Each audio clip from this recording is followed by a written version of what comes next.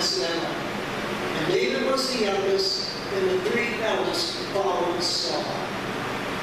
I am the baby in my family, so I guess I know how it feels to be the young child of the family.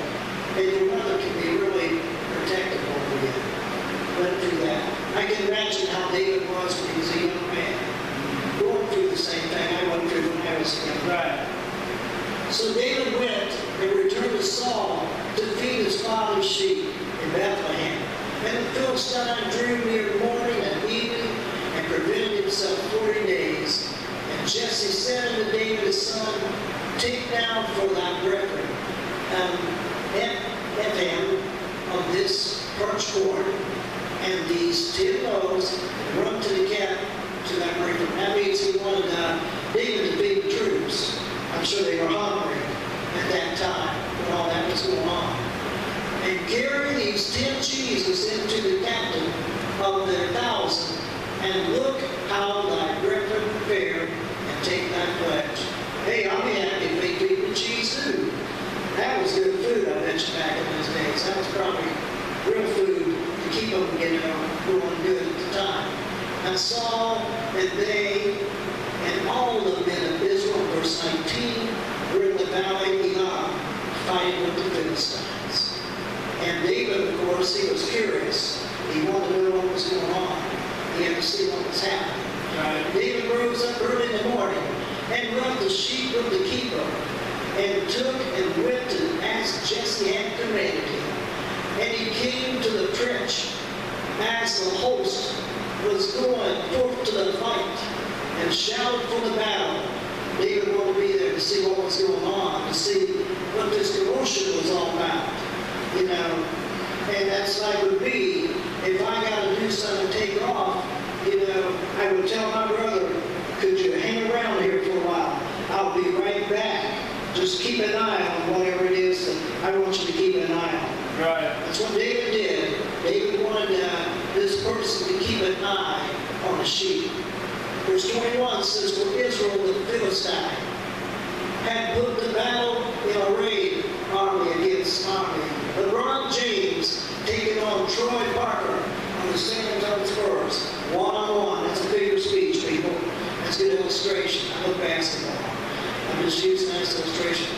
But this is a different battle. A much more different battle. This was a duel to the death for survival. Win or lose. One would either come up top, the other would go down below. For verse 22, for Israel the Philistines had put the battle array, army against army. Verse 22, and David left his carriage in the hand of the keeper of the carriage, and ran to the army, and came and slew his brethren. He had respect for his army. He was curious about the army and what they were doing in battle. I am a kind of a curious man when it comes down to a man who's an army officer. He did what he did for my country. I would salute him for one reason, for respect, because of what he done for me. Being proud is a great thing, to be proud of your soldiers. David was proud. He had to be proud of what they did out there. To a lot of heart.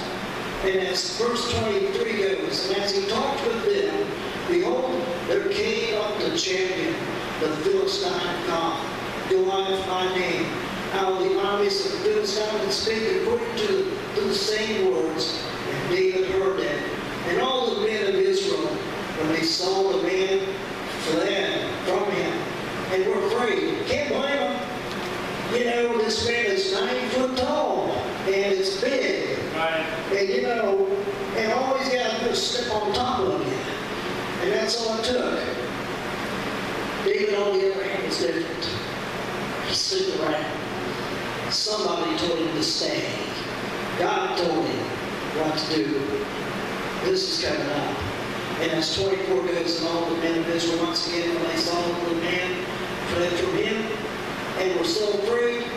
And the men of Israel said, have ye seen this man that has come up? Question mark. Yeah, scared. They were scared. Right. Surely defile Israel. And he come up, and it shall be that the man who killed him, the king will enrich him, with great riches, and give him his daughter, and make his father's house free in Israel. Now that's awesome. I'll tell you what, I wish I was there. That is a lot to handful, to be a 90-foot giant. And then when you win, you get the trophy. When you win, Right. you get the daughter. You get everything the king has and offer and store in Jesus' name. God do this, people. If LeBron James wins 4 more titles, 4 more wins, he'll be 2013 NBA champion. Okay. All right, I'll make sure on that. Okay. In verse 28, and David spoke to the man that stood by him, saying, "What shall be done to the man that kills this Philistine?" He was quite a concerned question. Like everybody else, what's going to happen? And take us away the reproach from Israel, question mark, David asked. For who is this uncircumcised Philistine that he should defile the armies of the living God? Question mark. David was kind of really upset, and right to be, because this man upset his people, and upset his God too, I'm sure. And the people answered him after this manner, saying, "So shall it be done to the man that kills him?" They questioned. And Eliab, his eldest brother, heard, and when he spake unto the man, and Eliab answered, was kindled against David. And he said, Why camest thou down hither? Question. And with whom hast thou left? Thou. Okay. Show you this right. All right. Why camest thou hither? And with whom hast thou left? Those few sheep in the wilderness. He was questioning David, why did you do this? You're supposed to take care of your problem. It's your responsibility. Brother Ken is the type of person, and you get up there and play those drums, it's your responsibility. He's the pastor. He says what goes in the church. That's a bigger speech. I don't think Ken's been a hard guy. I'm just using Ken as an illustration. Okay, that's our job in the Lord. Okay, so, and with whom hast thou left thee few sheep in the wilderness? Question. I know that cry in the naughtiness of thy heart, for thou art come down, and thou mightst see the battle. Well, what can you say? David was a ordinary little guy, that's it. He wanted to see what was going on. He didn't take no for an answer. He probably, had a lot of pride in him, and it says pride in him. David wanted to do what David thought had to be done. But he was listening to God's voice too. See, this wasn't him all by himself. And David said in verse 29, what have I now done? Hey, what did I do wrong? Is there not a cause? David was questioning. He was saying in his own mind to this person, hey, just because I left the sheep doesn't mean I'm going to leave them astray. There was something I wanted to do. Verse 30, he turned from him toward another and spake after the same manner. And the people answered him again after the same manner, questioned him.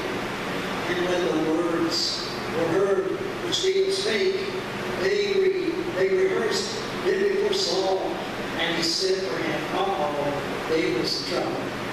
So, when I get in trouble from my dad, my mom says, you wait till your dad gets home. Right. There's never an end when your dad gets home.